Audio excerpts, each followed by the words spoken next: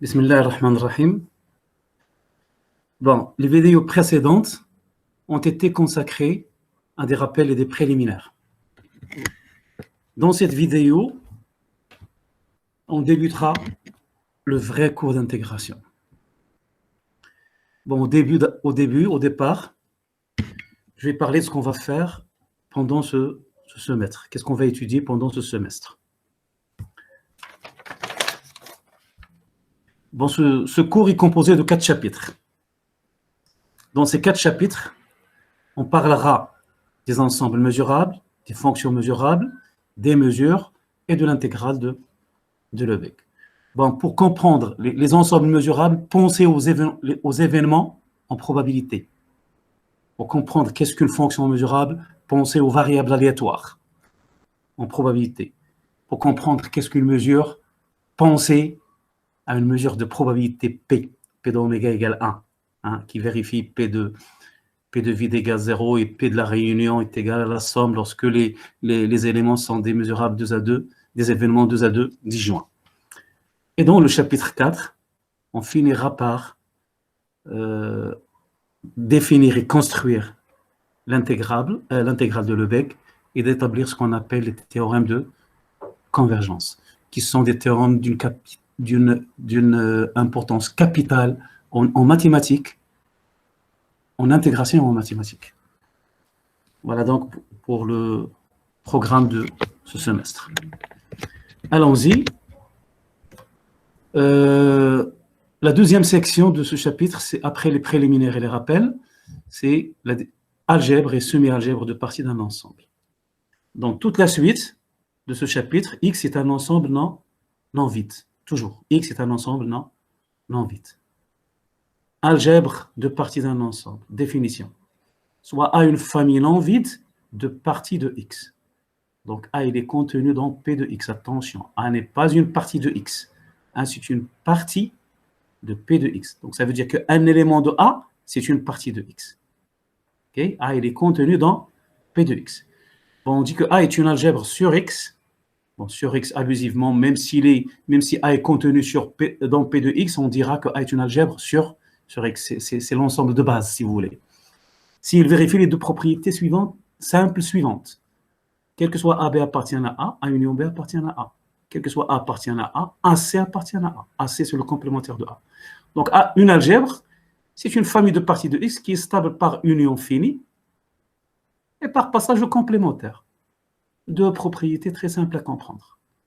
Toute famille de P de X, toute partie de P de X qui réalise ces deux conditions-là est appelée algèbre. Une algèbre sur X, bien sûr. Exemple, la famille V de X, il est bien contenu dans P de X. Il est stable par complémentaire. Le complémentaire de vide, c'est X, et le complémentaire de X, c'est le vide. Et il est stable par union finie. Le vide union le vide, c'est le vide, il est là. Le vide union X, et X union le vide, c'est X, il est là. X union X, c'est X, il est là. Donc c'est clair, c'est la plus petite algèbre possible. Okay? Et P de X, bon, bien sûr, P de X est stable pour toutes les opérations. Là, c'est la plus petite algèbre possible. Là, c'est la plus grande algèbre possible, qu'on appelle bien sûr les algèbres triviales de X.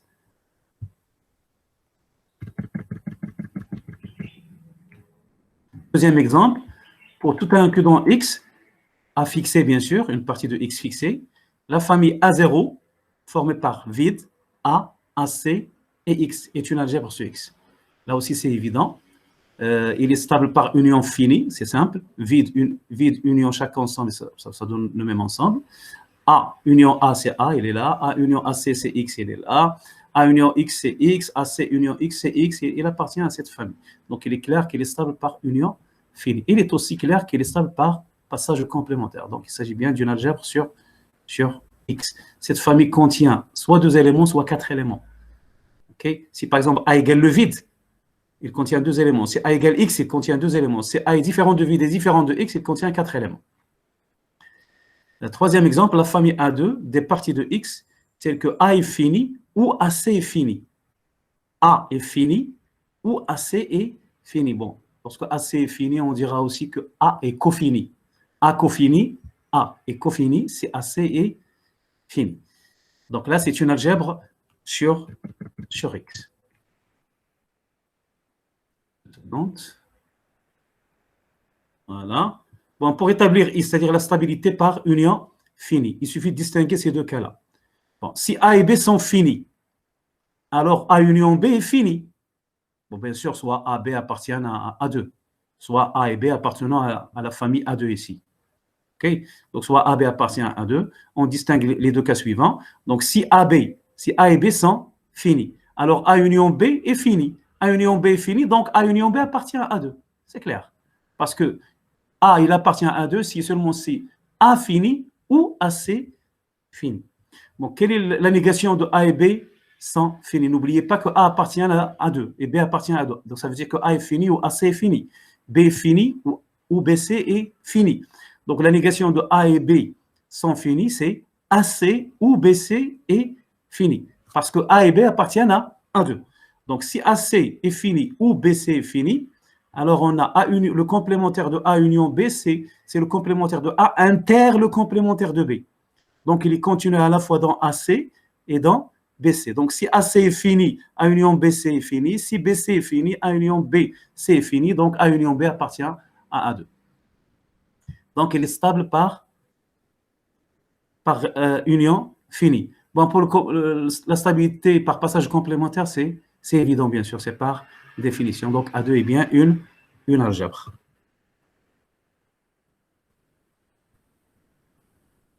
Exemple suivant.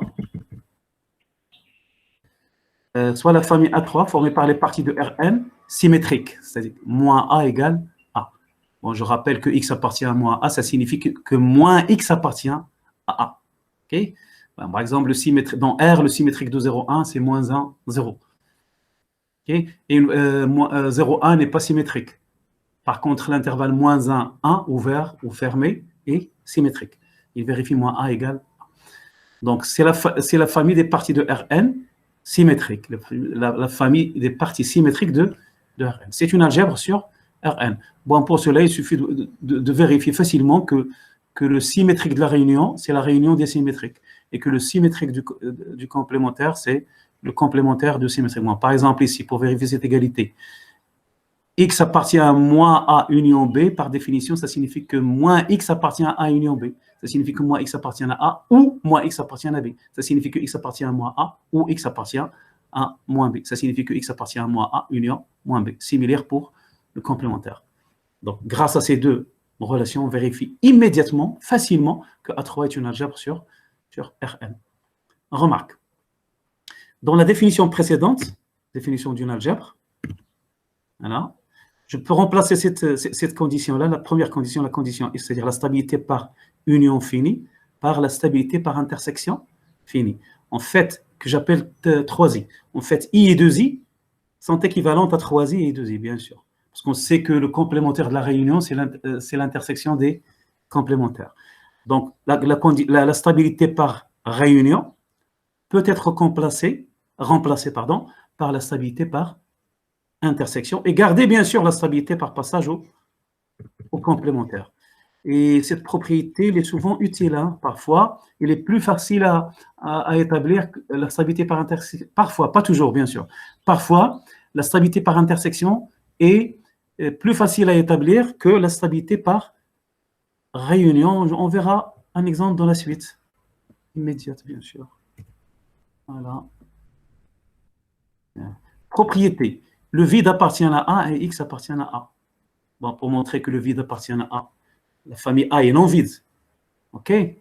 Il est non vide. Donc, si je prends A appartient à A, son complémentaire appartient à A. Donc, A inter AC appartient à A et A union AC appartient à A. C'est-à-dire que le vide appartient à A et X appartient à A. C'est parce que A est non vide et il est stable par union finie et par passage au complémentaire. Bon, A est stable par intersection finie et par union finie. Donc, dans la définition, là, si AB appartient à A, alors A union B appartient à A. Donc, une simple récurrence montre qu'il est stable par intersection, par réunion finie. Ça veut dire si A1, A2, AN appartient à A, alors A1 union A2 union AN appartient à A. Même chose pour l'intersection finie. Donc, c'est une simple récurrence ici. Donc, si EF appartient à A, alors E moins F et E delta F appartient à A, car E moins F, c'est E inter FC. OK? Donc, si E appartient à, bon, bien sûr, E il appartient à A et F il appartient à A. Donc, FC appartient à A. Donc, E inter FC il appartient à A parce qu'une algèbre est stable par intersection finie par complémentaire, bien sûr, par passage complémentaire. Donc, E moins F appartient à A. E moins F appartient à A, donc F moins E appartient à A aussi, bien sûr, hein, parce qu'il est stable par différence. Une algèbre, on vient de justifier qu'il est stable par différence. E moins F appartient à A, F moins E appartient à A, donc E delta F appartient à A. Toute intersection d'algèbre sur X est une algèbre sur X. Une intersection quelconque d'algèbre sur X est une algèbre sur X. Donc, imaginez que vous avez une famille AI. I appartient à I d'algèbre sur X, sur le même ensemble X. Okay? L'intersection des AI est aussi une algèbre sur X. Il est non vide parce qu'il contient au moins le vide et X. Toute algèbre contient le vide et X. Donc l'intersection des AI contient au moins le vide et X. Et si A et B appartiennent à l'intersection, donc A et B appartiennent à AI, quel que soit I. Donc A union B appartient à AI, quel que soit I. Donc A union B appartient à l'intersection des AI. Même chose pour le complémentaire. Pour la stabilité, par passage au complémentaire. Donc il est clair qu'une intersection quelconque d'algèbre sur X est une algèbre sur X. C'est une propriété très importante qui va nous permettre de définir ce qu'on appelle l'algèbre engendrée par une famille. Remarque, la réunion de deux algèbres n'est pas nécessairement une algèbre. Il suffit de considérer des exemples de ce genre. Voilà. Prenez une algèbre qui contient 4 éléments ici, une autre algèbre qui contient 4 éléments, et vous vérifiez facilement que la réunion n'est pas une algèbre. Okay? Ce genre d'algèbres ne sont pas intéressantes, hein, okay, en intégration, ne sont pas intéressantes en intégration, mais on peut les utiliser pour construire des exemples, des contre-exemples, et ainsi de suite.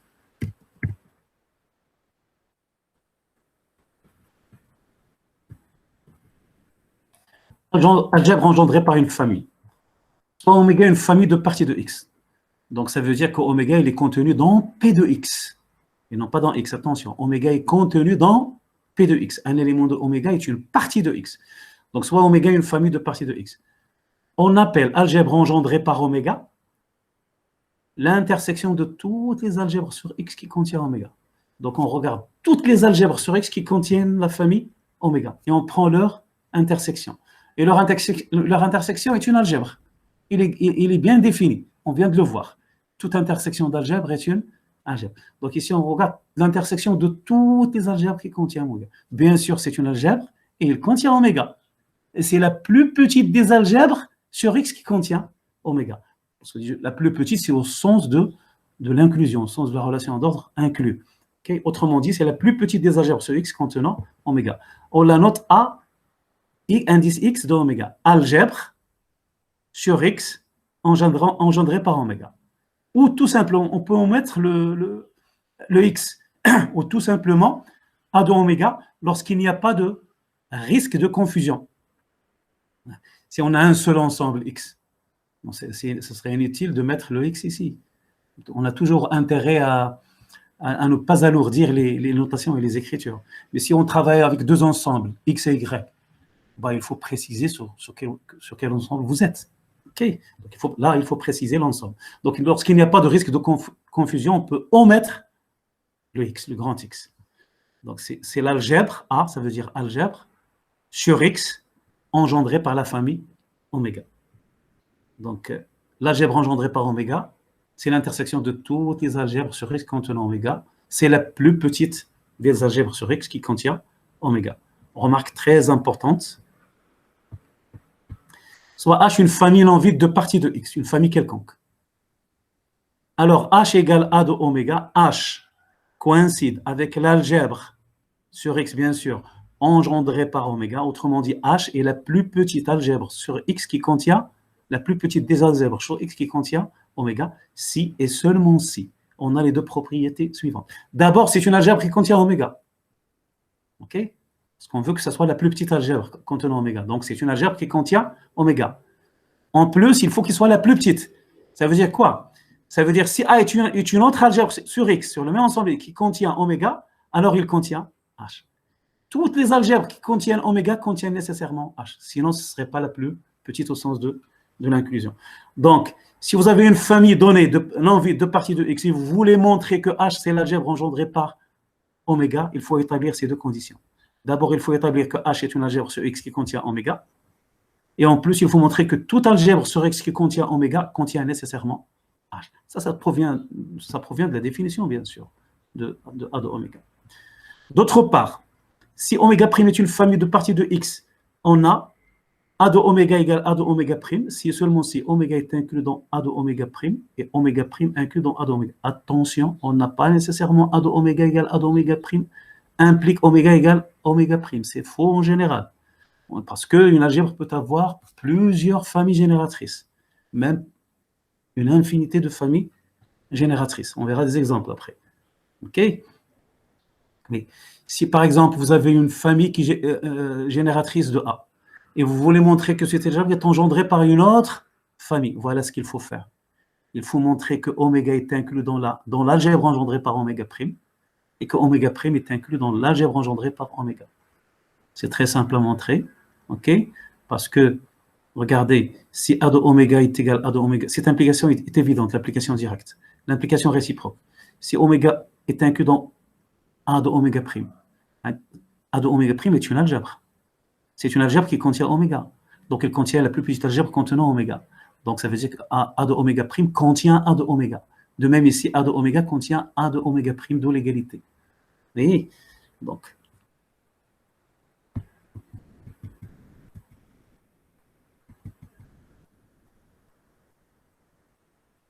voilà un exemple important qu'on traitera en TD. Si oméga égale AI, I appartient à I, est une partition quelconque de X. Partition quelconque, ça veut dire fini ou infini. L'ensemble des indices I, il est fini ou infini, peu importe. C'est une partition quelconque de I. Donc, oméga, c'est une partie de P de X. Il est contenu dans P de X. Les éléments de oméga sont des parties de X. Donc, oméga est contenu dans P de X. Alors, l'algèbre engendrée par oméga, c'est l'ensemble de toutes les réunions des AJ, les réunions possibles, telles que l'ensemble des indices J est fini ou cofini. C'est-à-dire J fini ou JC fini.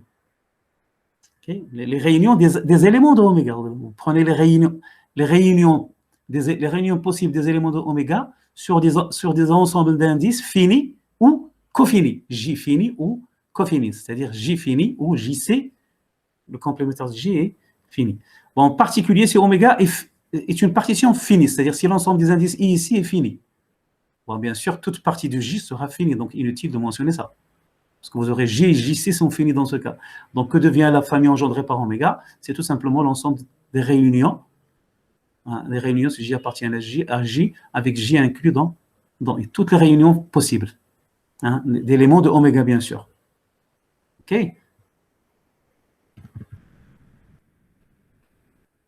La démonstration, là, on va en TD. Non. Exemple, si oméga 1 égale A, B, C est une partition de X, c'est une partition finie. Donc l'algèbre, regarde, l'algèbre engendrée par oméga 1, c'est l'ensemble de toutes les réunions finies, d'après ce qui précède. Donc d'abord, c'est le vide. Le vide, bon, je ne l'ai pas mentionné ici, je reviens. Voilà. Le vide, il appartient à cette famille. Vous vous rappelez de la convention, la réunion sur I appartient à vide de AI égale le vide. Donc si J c'est une partie de I, qui est finie ou cofini. Si je prends J égale le vide, c'est bien une partie finie. Okay? J égale le vide. La réunion sur J appartient au vide de AJ égale le vide, d'après la convention qu'on a adoptée précédemment. Okay? Donc le vide, il est là, bien sûr, parce qu'une algèbre contient nécessairement l'ensemble vide, et elle contient X aussi. Bon, il contient X. X, c'est la réunion sur I appartient à I, sur l'ensemble des indices, tout entier. I appartient à I de AI. Et I, bien sûr, il est contenu dans I, et c'est IC qui est fini, parce que le complémentaire de I, c'est l'ensemble vide. Donc, le vide et X sont trivialement dans cette famille. Et il faut qu'elle soit là, bien sûr. Sinon, cette famille ne sera pas une algèbre.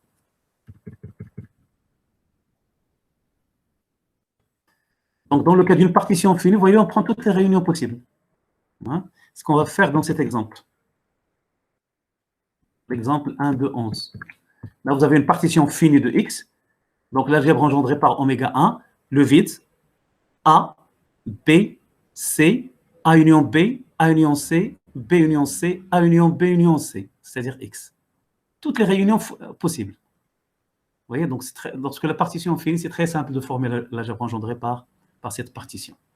Il suffit de prendre toutes les réunions possibles et n'oubliez pas le vide et X, bien sûr. Deuxième, si oméga 2 est la famille des parties finies de X, on a, si oméga 2 est l'ensemble de toutes les parties finies de X, toutes les parties finies de X, alors A de oméga 2, c'est l'ensemble des parties de X telles que A est fini ou AC est fini. Il suffit de montrer que cette famille-là coïncide avec l'algèbre engendrée par oméga 2. D'abord, c'est une algèbre, on l'a déjà vu. Okay? C'est une algèbre qui contient les parties finies. Okay? Donc, il contient oméga 2. C'est une algèbre qui contient les parties qui contient oméga 2. Et il faut montrer que c'est la plus petite algèbre qui contient oméga 2. Si A est une algèbre qui contient oméga 2, c'est-à-dire qu'il contient les parties finies. OK? Donc, A est une algèbre qui contient les parties finies. Donc, il contient aussi leurs complémentaires. OK? Parce qu'une algèbre est stable par passage au complémentaire. Donc, A contient les parties finies et les parties de complémentaires finies. C'est-à-dire qu'il contient A contient les parties finies et les parties cofinies. OK? Donc, il contient cette famille. Là. Donc, cette famille, c'est exactement l'algèbre engendrée par oméga 2. Bon, on vérifie trivialement que cette famille-là, c'est l'algèbre qui est engendrée par les singletons, par la famille de tous les singletons, c'est évident. Les singletons, ils sont dans cette famille, bien sûr, parce qu'un singleton est fini. Et on a dit que c'est une algèbre, cette famille est une algèbre qui contient la famille de singletons. Si A est une algèbre qui contient les singletons, alors il contient les parties finies, parce qu'une partie finie, c'est une réunion finie de singletons, et il contient leurs complémentaires. Donc, il contient les parties finies et les parties cofinies. Donc, cette algèbre est engendrée à la fois par les parties finies de X, et elle est aussi engendrée par la famille des singletons de X. Donc, voilà un exemple d'une algèbre qui est engendrée par deux familles différentes. OK? Remarque, on montrera en PD que si A est une algèbre finie sur X, n'importe quelle algèbre finie, il existe nécessairement une partition oméga de X, finie bien sûr, et unique, telle que A est engendrée par oméga. Donc, toute algèbre finie est engendrée par une partition finie, unique. Toute algèbre finie, c'est indispensable. Toute algèbre finie sur X est engendrée par une partition finie unique. Et en plus, le cardinal de A, c'est 2 à la puissance le cardinal de cette partition. Donc, le cardinal d'une algèbre, c'est toujours soit 2 à la puissance 1, si oméga est du cardinal 1, soit 2 au carré, soit 2 à la puissance 3, soit 2 à la puissance 4, soit 2 à la puissance 5, et ainsi de suite. Donc, si je vous donne une famille qui contient 6 éléments, ce n'est pas une algèbre, parce que son cardinal n'est pas de la forme 2 à la puissance quelque chose.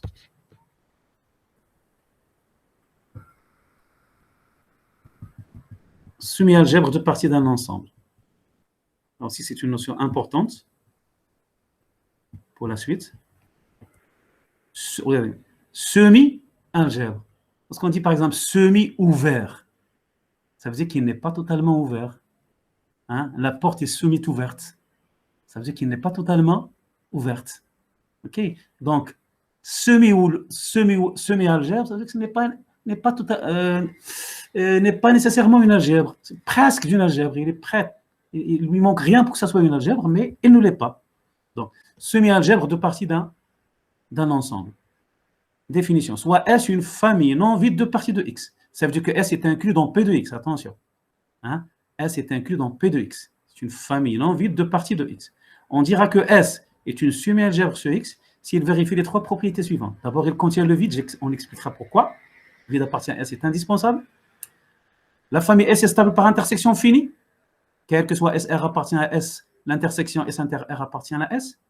Il n'est pas nécessairement stable par complémentaire. Parce que s'il était stable par complémentaire, ça serait une algèbre. OK?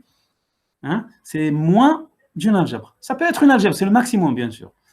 Donc, quel que soit S appartient à S, le complémentaire de S n'est pas nécessairement dans S. Mais le complémentaire de S est une réunion finie d'éléments de S 2 à 2 disjoints. Ça veut dire, quel que soit S appartient à SC, il existe S1, S2, Sn appartiennent à S, disjoint 2 à 2, hein, tel que SC, c'est la réunion de I égale 1 à N de SI. Donc, le complémentaire d'un élément de S n'est pas nécessairement dans S. Il se peut qu'il soit dans S, bien sûr, mais il n'est pas nécessairement dans S. Mais c'est une réunion finie, le complémentaire de S est une réunion finie d'éléments de S qui sont 2 à 2 disjoints. Si SC appartient à S, il vérifie déjà cette propriété. Parce que si SC appartient à S, on peut l'écrire SC union le vide. OK? SC union le vide. SC appartient à S et le vide appartient à S. Bon, cette propriété, elle est indispensable. Sinon, je ne peux pas avoir ceci. OK? Il existe S1, S2, Sn appartiennent à S, tel que Si inter Sj égale le vide, c'est I différent de J. Regardez, parce qu'on a vu qu'il est stable par intersection. OK? Il est stable par intersection, S. Et là, j'ai Si inter Sj égale le vide. Donc, ça veut dire que le vide doit être dans S, sinon ça n'a pas de sens. Voilà donc pour une semi-algèbre. Il n'est pas nécessairement une algèbre, il est presque une algèbre. Il ne manque rien, un petit peu, pour que ce soit une algèbre.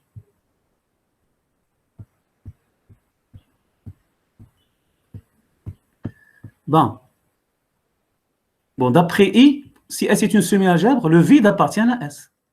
Donc, appliquons 3i au vide, à l'ensemble vide, qui est un élément de S. Le vide, il appartient à S. Donc, il existe S1, S2, Sn appartiennent à S, 2 à 2 disjoints, tel que le vide C, c'est-à-dire X. X est une réunion des SI. Donc, ça veut dire, comme le vide appartient à S, alors il existe R1, R2, RP appartiennent à S, 2 à 2 disjoints, tel que X, c'est la réunion des RI, d'après la condition 3i. Donc, si vous avez une algèbre S, alors X est une réunion finie d'éléments 2 à 2, toujours, X est une réunion finie d'éléments 2 à 2 disjoints de S. Bon, pour les 3 exemples suivants, notons que si I est un intervalle de R, son complémentaire IC est la réunion de 2 intervalles disjoints, éventuellement vides. Imaginez par exemple, I est un intervalle. Imaginez que I égale moins l'infini A. Son complémentaire, c'est A plus infini. Donc, c'est un intervalle. Donc, c'est A plus l'infini, union le vide.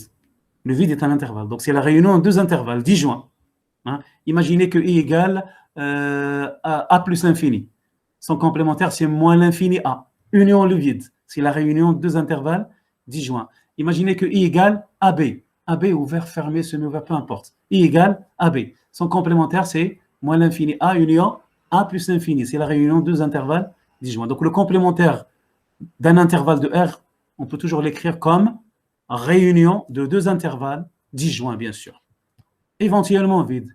L'un des deux peut être vide, bien sûr. Il se peut que l'un des deux, ou bien les deux, soit vide.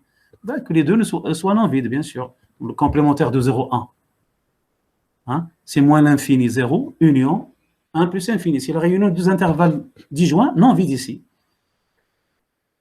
Donc, premier exemple ici, la famille des intervalles de R est une semi-algèbre sur R.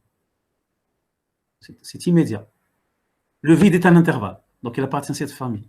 L'intersection de 2 intervalles est un intervalle, donc cette famille est stable par intersection finie. Le complémentaire d'un intervalle, d'après ceci, le complémentaire d'un intervalle, c'est la réunion de 2 intervalles disjoints. OK? Donc c'est la réunion de 2 éléments disjoints de cette famille. Donc la famille des intervalles, de tous les intervalles de R.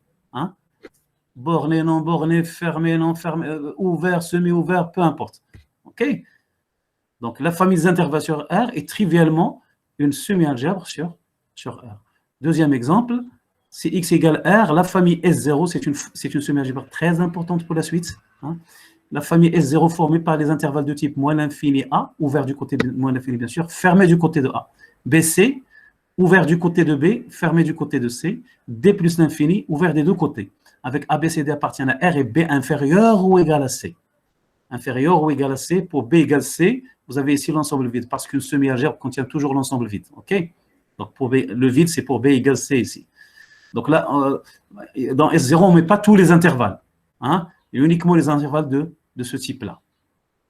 Vous voyez que les crochets sont dirigés vers la gauche, hein, à l'exception de celui-là, du dernier. Il est dirigé vers la droite. Bon, cette famille est une semi-algèbre sur R qui est contenue dans la famille précédente, bien sûr. Ça, c'est la famille de tous les intervalles. Ici, c'est la famille des intervalles de ce type. Vous avez 3 types d'intervalles ici. C'est une semi-algèbre sur R. Il contient le vide, il est stable par intersection, c'est évident, hein, c'est simple. Et le complémentaire d'un intervalle, c'est la réunion de 2 intervalles disjoints de cette famille. Bon, par exemple, le complémentaire de cet intervalle-là, moins l'infini A, hein, c'est l'intervalle A plus l'infini, ouvert bien sûr. Donc il est de ce type-là. Hein, le complémentaire de cet intervalle, c'est l'intervalle moins l'infini B, hein, fermé du côté de B, union C plus l'infini ouvert du côté. Donc vous avez 2 intervalles disjoints. Le premier est de ce type, le deuxième il est de ce type-là. Donc S0 est trivialement une semi-algèbre sur R. Bon, je rappelle que ça sera une semi-algèbre très utile pour la suite.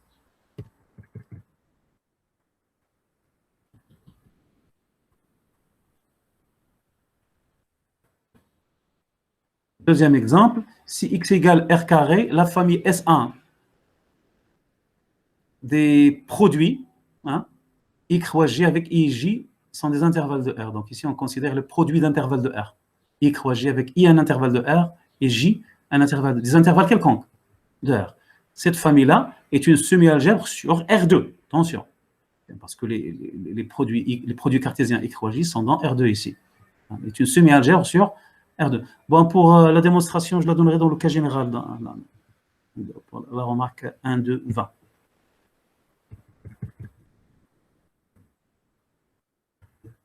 Remarque, toute algèbre est une semi-algèbre, c'est évident.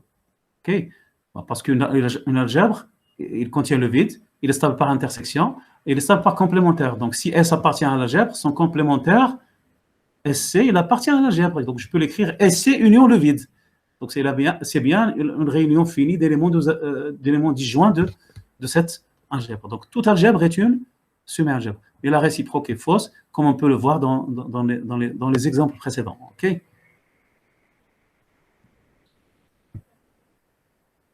Remarque, si S est une semi-algèbre sur X, et S' est une semi-algèbre sur un autre ensemble non vide Y, alors la famille des produits cartésiens A croix B, avec A appartient à S et B appartient à S' est une semi-algèbre sur X croix Y.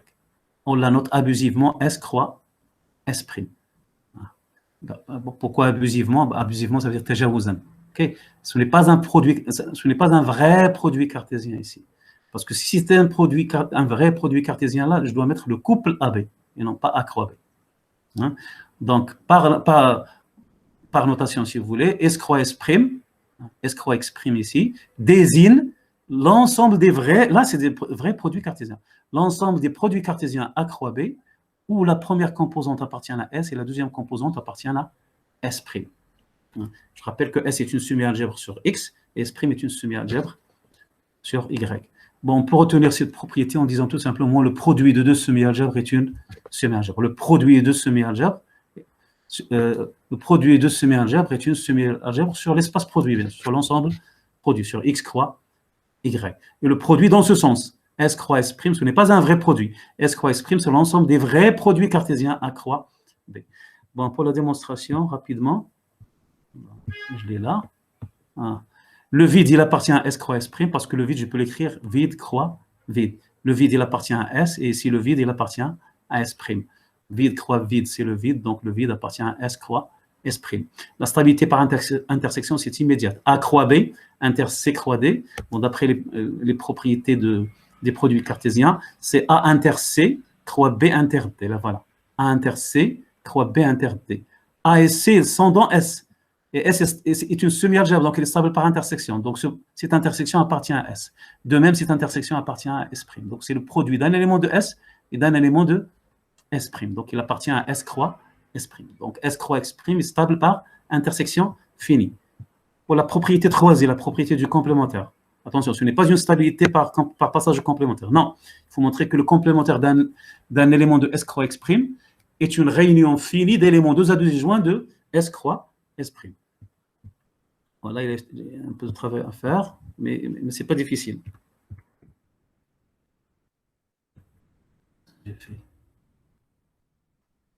Donc, je prends un élément de S croix S', il est de la forme A croix B. A, il appartient à S, et B, il appartient à S'. Donc, puisque A appartient à S et S est une semi-algèbre, alors AC, hein, c'est une réunion finie d'éléments 2 à 2 disjoints de S. AI appartient à S et les AI sont 2 à 2 disjoints. De même, B, il appartient à S', et S' est une semi-algèbre, donc BC est une réunion finie d'éléments 2 à 2 disjoints de S'. BJ appartient à S', et les BJ sont 2 à 2 disjoints. On a vu dans l'une des remarques, hein, S' est une algèbre sur Y. Donc, Y est une réunion finie d'éléments, parce que le vide appartient à S'. On l'a déjà dit. Donc, Y est une réunion finie d'éléments de S', 2 à 2 disjoints. Donc, on a besoin de ces trois égalités, trois relations. AC égale la réunion des AI, BC égale la réunion des BJ, et Y égale la réunion des CK. Voilà.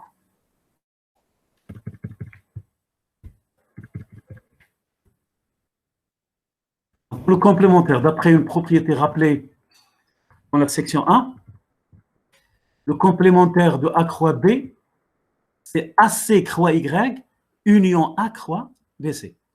Il suffit de regarder les propriétés sur les ensembles rappelés dans la section A.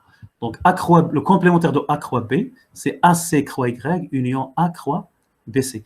Et cet ensemble, ce produit cartésien et ce produit cartésien sont trivialement disjoints. OK? Donc, cet ensemble-là, ce produit cartésien et ce produit cartésien sont disjoints. Bon, je remplace AC. AC, c'est la réunion des AI. Y, c'est la réunion des CK. Et BC, c'est la réunion des BJ. Donc, d'après les propriétés du produit cartésien, la réunion des AI croît la réunion des CK, c'est la réunion I entre 1 et N, et K entre 1 et N des produits cartésiens AI croît CK. Okay? Ou bien c'est la réunion sur le couple IK, si vous voulez. Sur le couple IK, avec I appartient à 1 de N et K appartient à 1 de P. De l'autre côté, ici, à droite. Voilà. Pardon. A croix la réunion des BJ, c'est la réunion de A croix BJ. Okay? Les AI croix CK, ces produits cartésiens-là, hein, qui dépendent de deux indices, bien sûr. IJ, d'un couple IK ici. Ces ensembles-là, ils sont 2 à 2 disjoints. Parce que les AI sont disjoints 2 à 2 et les CK sont disjoints 2 à 2. Donc, les produits cartésiens AI croix CK, lorsque le couple IK varie dans 1N croix 1P, sont disjoints 2 à 2. De même ici, comme les BJ sont disjoints 2 à 2, et A est constant, bien sûr, les BJ sont disjoints. Donc, ces produits cartésiens sont 2 à 2 disjoints. De plus, cet ensemble-là et cet ensemble-là sont disjoints. Donc, regardez, cet ensemble et cet ensemble sont disjoints. Les ensembles qui sont dans la réunion sont 2 à 2 disjoints. Les ensembles qui sont dans cette réunion sont 2 à 2 disjoints. Donc, qu'est-ce qu'on obtient ici? Une réunion finie. Et bien sûr, AI cross CK appartient à S cross S'. Parce que AI appartient à S et CK appartient à S'. De même ici, A, il appartient à S et BJ appartient à S'. Donc, qu'est-ce qu'on a obtenu ici? Une réunion finie d'éléments 2 à 2 disjoints de S croix S'. Donc, on a établi que le complémentaire de A croix B est une réunion finie d'éléments 2 à 2 disjoints de S croix S'. Ceci montre alors que S croix S' est une semi-algèbre sur X croix Y lorsque S est une semi-algèbre sur X et lorsque S est une semi-algèbre sur X et S' est une semi-algèbre sur Y. Donc, voilà pour cette séance. Une autre fois, Inch'Allah.